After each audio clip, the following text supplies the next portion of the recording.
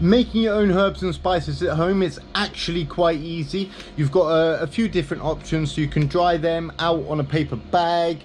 You can also dry them in a lovely plastic box or anything like that, providing you've got a good amount of sun, or you can also dry them in the oven on a very, very low temperature.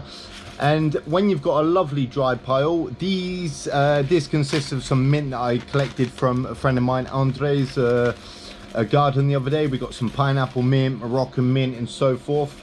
You just want to take it, then we're going to kind of strip it back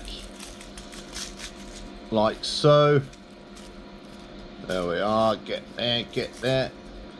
Already it's really crumbly, you know, perfect.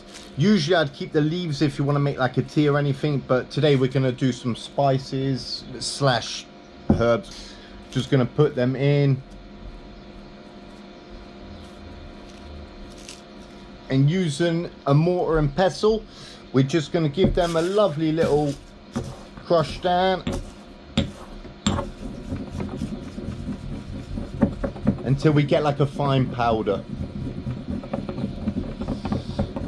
It shouldn't take long, especially when it's a lovely, lovely bit of weather going off like there is at the moment. They dry out really easily. You may have a little stem or two. You should probably make sure that you don't put that in there beforehand. Got another little one there. Saying that, you can just knock it back.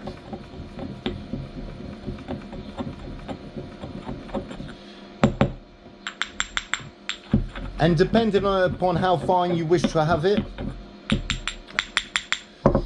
as I was saying, depending on how fine you want it, you just get yourself a lovely little bit of powderization going on there.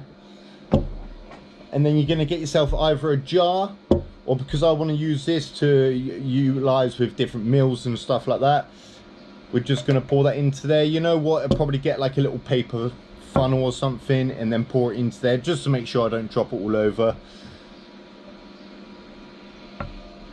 But there we are. As you can see already, lovely bit of powder.